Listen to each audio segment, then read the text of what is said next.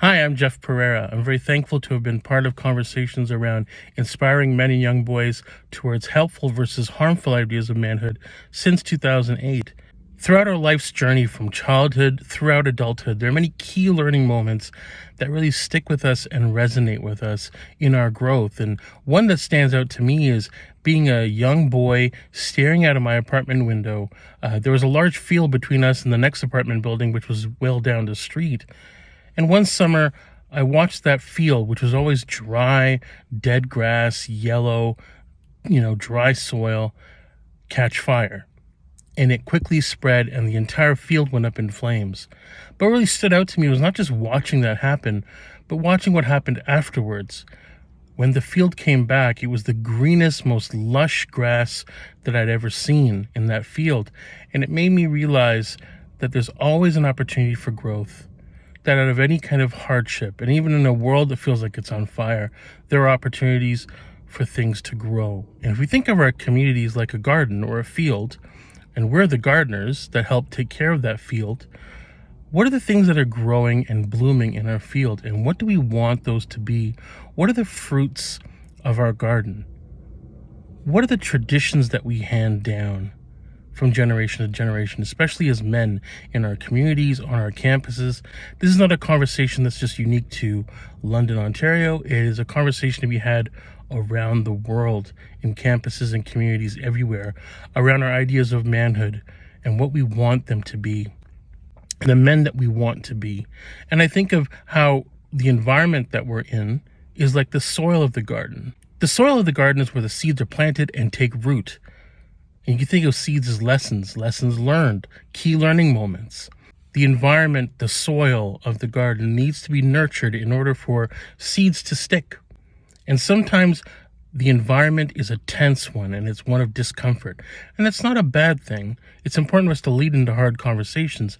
But when the soil is dry, the seeds won't be able to take root and grow. But the reality is that we need to nurture the soil. And nurturance is a lesson that I think young girls around the world, for the most part, are introduced to at a very early age.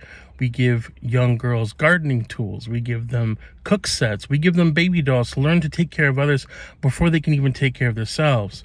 These are rituals that we don't necessarily pass on to boys and young men. Ideas of nurturance are not valued or cultivated amongst young men. It's more about dominance. It's more about performance. It's more about being assertive. So in your array of gardening tools, that's only like one or two tools when you need to have a whole set of tools, emotional tools as far to handle everyday situations and scenarios. Young girls and those who are given permission to explore a full range of their emotional tool set are able to take those skill sets and apply them to relationships, romantic relationships throughout their young adulthood and into adulthood, where they work, live, worship, play, and study. So when it comes to what we value as men, who do we value? What do we value? And what do we devalue? As far as devaluing feminine traits, devaluing feminine bodies, devaluing the voices of women and people of other genders, and ultimately devaluing women and people across the gender spectrum. Gardening is messy, and to do gardening work correctly, you can't be standing off to the sides, pointing fingers and criticizing. You've got to get in there yourself and do the work. So we as men, we got to get messy. We got to get on our hands and knees and get in the dirt and have these hard conversations and not be afraid to get ourselves dirty.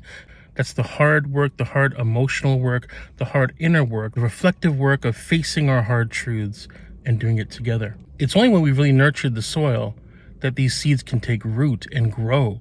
Seeds like empathy, compassion, awareness, love, accountability, responsibility, cultivating a culture of caring. And that reminds me of the kindergarten lesson that we've all forgotten.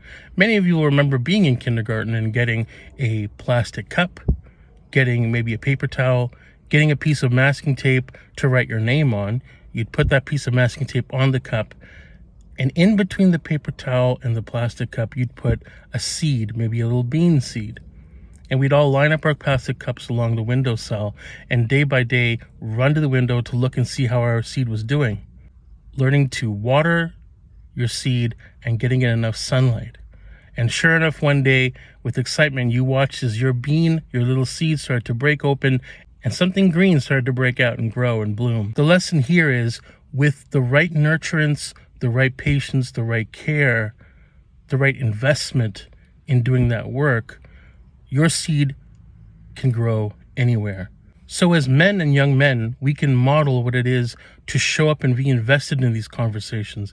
When we do that work, then these conversations will stick. The seeds that we plant will stick. Conversations around consent and being fluent in the language of consent. Consent isn't a lock that you're trying to pick or something you think about at the very end of an interaction where you're about to have an intimate moment. Consent is a way of navigating life, seeking consent in everything you do, in every interaction, in every kind of relationship in everyday life.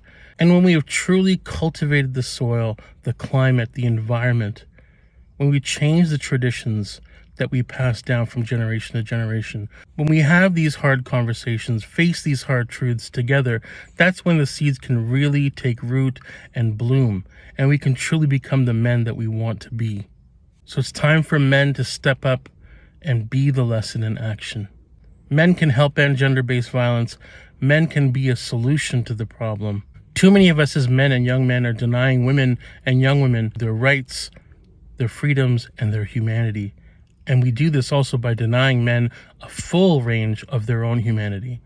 When we work to restore humanity in our communities, us as men and in turn people of other genders, it is not at the expense of our rights, but it affords everyone freedom to be who they are, where we work, live, worship, play, and study. I'm very thankful that these conversations are happening today and that you are a part of them and you are invested in helping men become lessons in action.